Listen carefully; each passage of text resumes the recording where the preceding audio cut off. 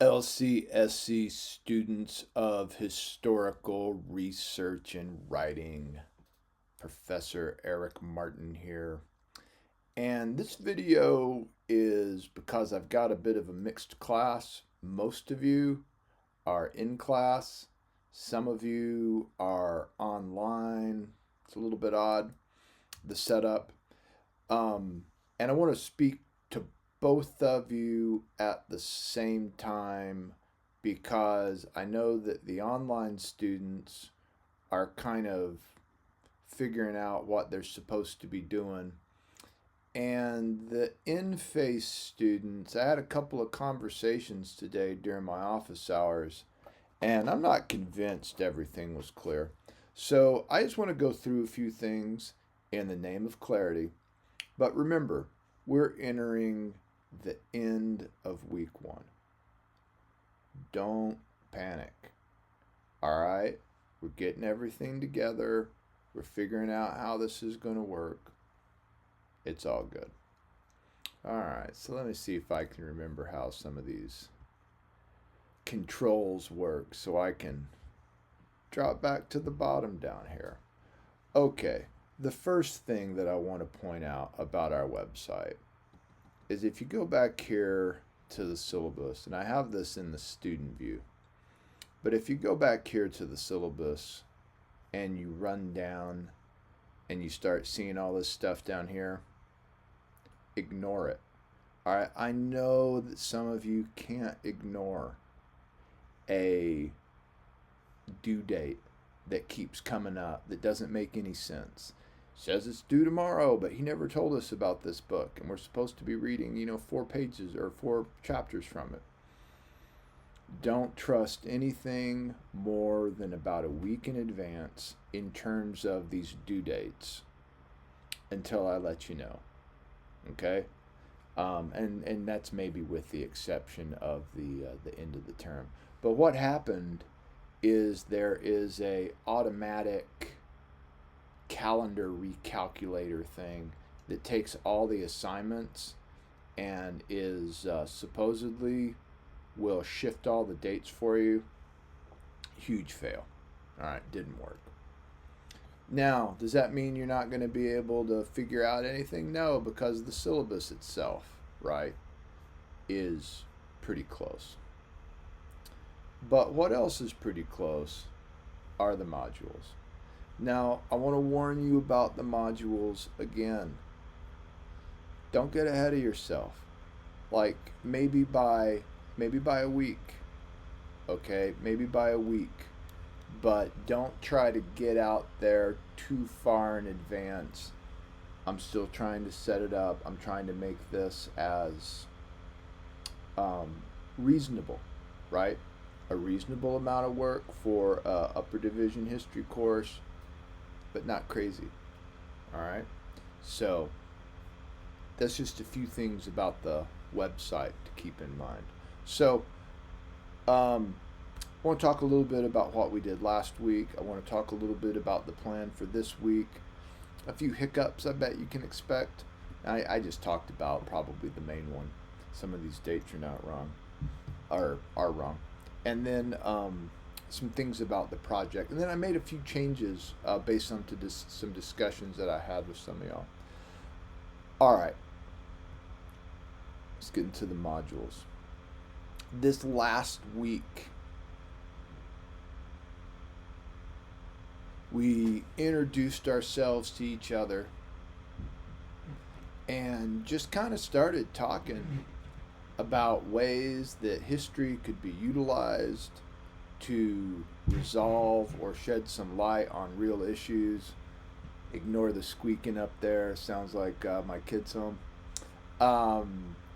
And we also spent some time talking about hypotheticals for your projects. So starting to think about projects.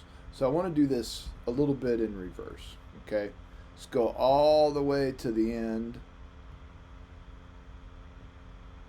where you can get a look at your historiographic essay, right? And we talked about this, the questions of time, of who and what, of method and theory, debates, ways of thinking about topics.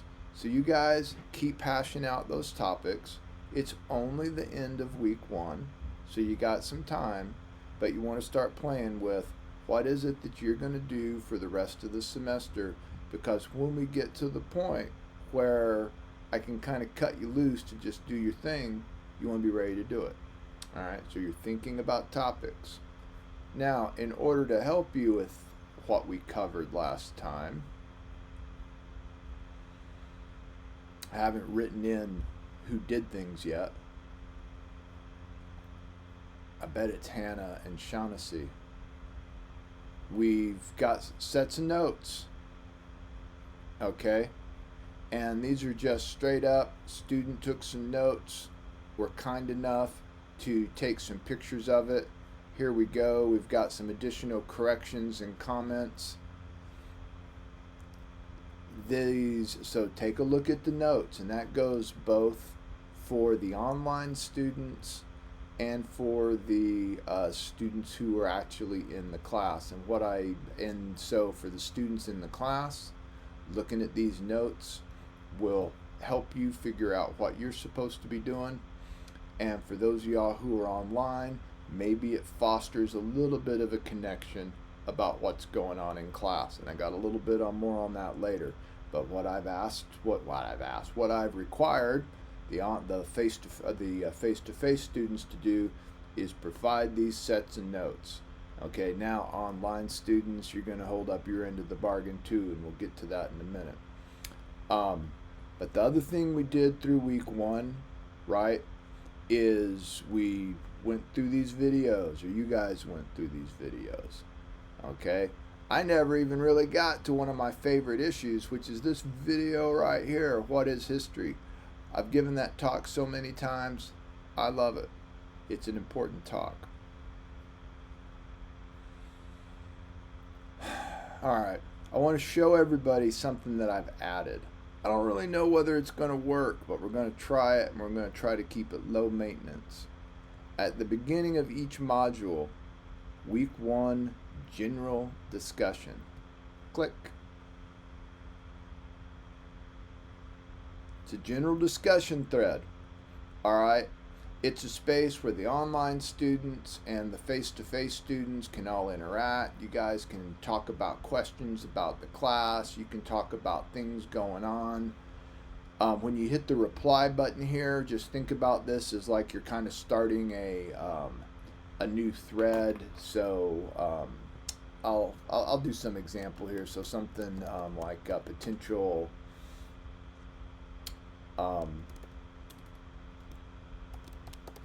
project ideas, and then something like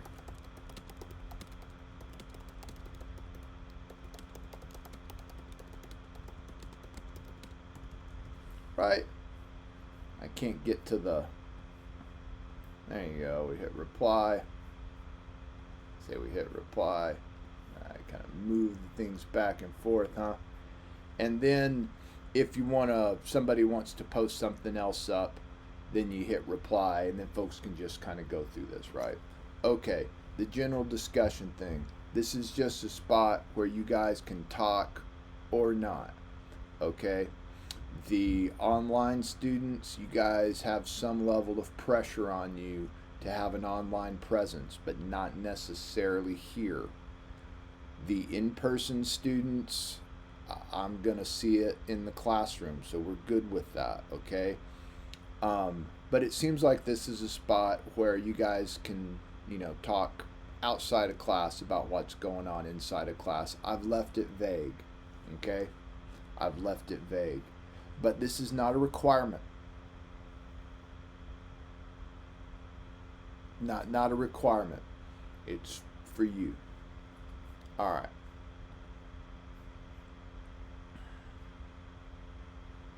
I'll show you where the online requirement is for the online students in a minute.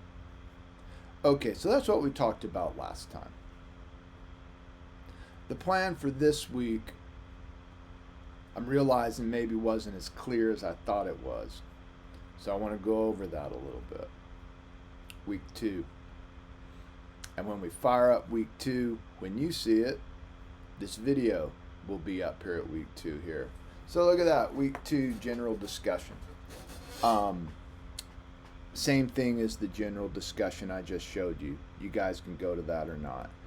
I don't know if it makes sense to have a different discussion post for every single week. That is the way I set it up. You guys can access all this stuff through the discussion thing right over here if you don't want to do it week to week. The other thing I set up here is required for the online students. And the assignments, at least this week, are vague. They go like this. Click. This is where the online students convinced me they did the readings. Okay?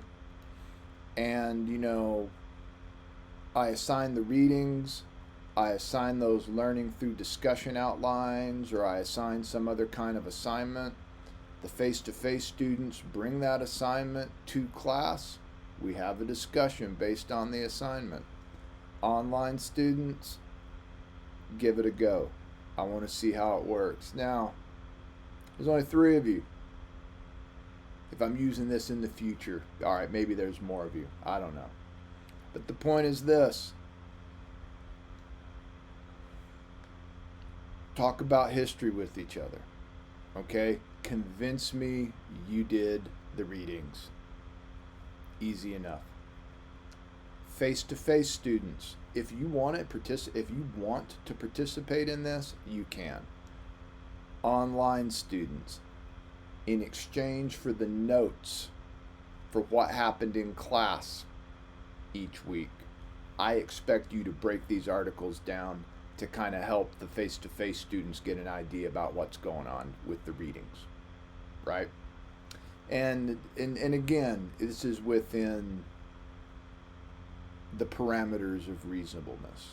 You know, you guys don't need to be spending 30 hours a week breaking all this down because there's only a few of you, you know.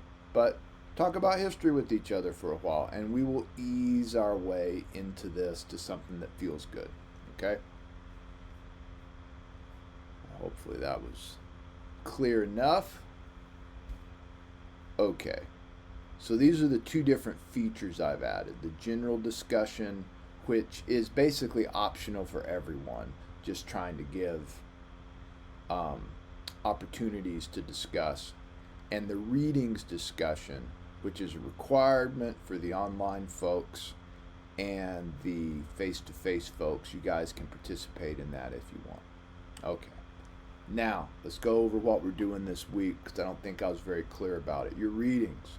Reading number 1 is The Historian's Craft. You click on this link, and it doesn't look like it went to anything, but you got to drop down here.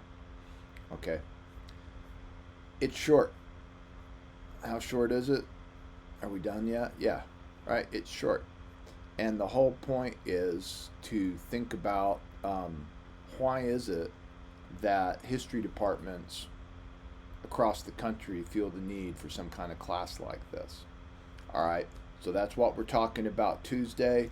Online students, I'd like for you to adhere to the deadlines. I don't have all the due deadlines set up yet, but I'd like for you to make your best effort to adhere to the same due deadlines as everybody else.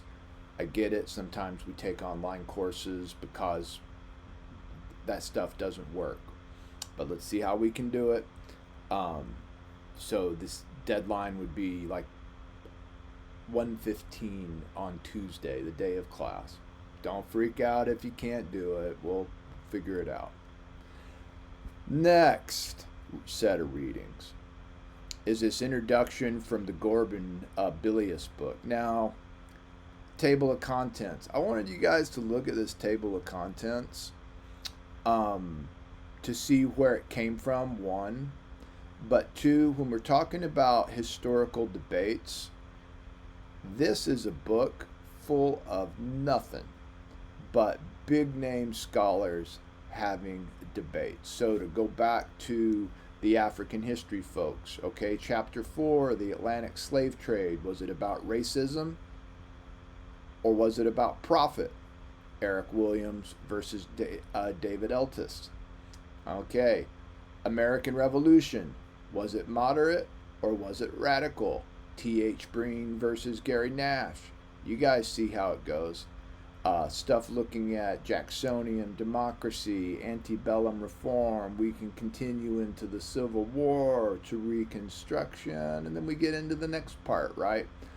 Looking at issues of the robber baron period, looking at American expansion, immigration. Is it American assimilation or transnational race making, etc.? If you are dealing with some sort of an American history topic that you would you'd be hard pressed to find a better place than to start with one of these debates between these historians, because they'll lead you to a lot of other stuff.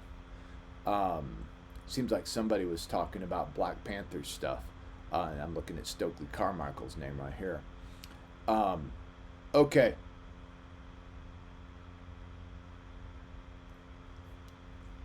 That's just to give you ideas about what to do. The reading that we're going to discuss on Tuesday is right here. And for whatever reason, this semester,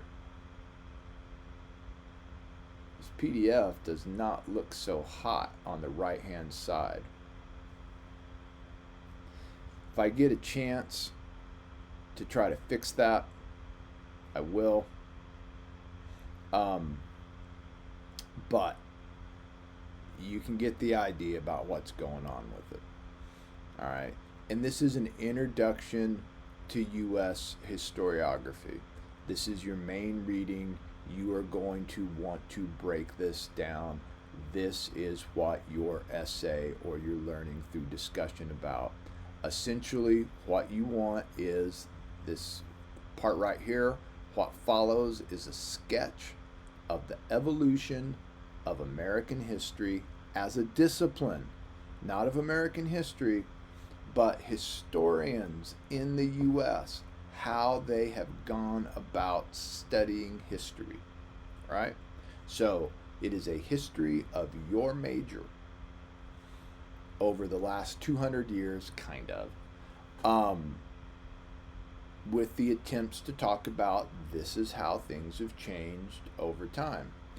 Do not get caught up in the minutia, okay? Do not get caught up in the minutia. What you do want to get caught up in is the general trends. What are the general trends? And what this article is going to do is it's going to give you the general trends. This is the general trend of this period. And then it's going to give you a bunch of minutia with individual historians and kind of what they did during that. Check that out. But the big thing is to get a sense of the trends, why the trends are happening, why the trends change. All right.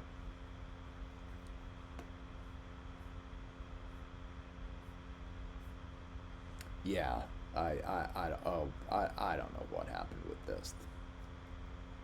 Do your best with this one, okay? Again, it's about the general trends. Okay. And then for Thursday, the first two chapters out of the Turabian Guide. This in the first two chapters out of the Turabian Guide, don't freak out over any of that. I mean, it's like it's this long. I mean, it's less than 20 pages, lots of bullet points, what research is, how researchers think, how to come up with the question, how to develop a question, how to make your topic manageable. So on the one hand, you want to read this, right? And on the other hand, it's a fast read. You can kind of skim through it to know where to come back if you have issues going forward. Okay, I'm going to call this good because I've talked way longer than I expected to. Haha, I talked way longer than I expected to, but I think this probably gives you some better ideas about what you're supposed to do this week. Again, there's going to be some hiccups, okay? As we get into things, the module assignments and the due dates on that syllabus outline or timeline or whatever that thing is at the bottom of Canvas, they don't always mesh up. Don't freak out about it, all right? Check the module, see where it's at, and then don't try to get too far ahead with things in the modules. Yes, we'll do the readings. Okay, yes, we're going to do the readings. But I've attempted to make some adjustment over the course of time when I thought things were just too much, or maybe something had come up and we had to switch things around. As we get a few more weeks into this, I'll have a little bit more time to just kind of see how everything's working, what kind of pace we can really keep, and then I'll be able to change things up. If you are really looking for something to do, what you should be doing is thinking about the project that you want to do for this course, starting to kind of sketch out that preliminary proposal, start looking to see if there are books, articles by the major scholars on whatever it is that you want to do, and that'll tell you as much as anything. All right. Don't be afraid to use my office hours, particularly the Zoom office hours. Those are the easiest ones. Enjoy your historical studies, and good luck.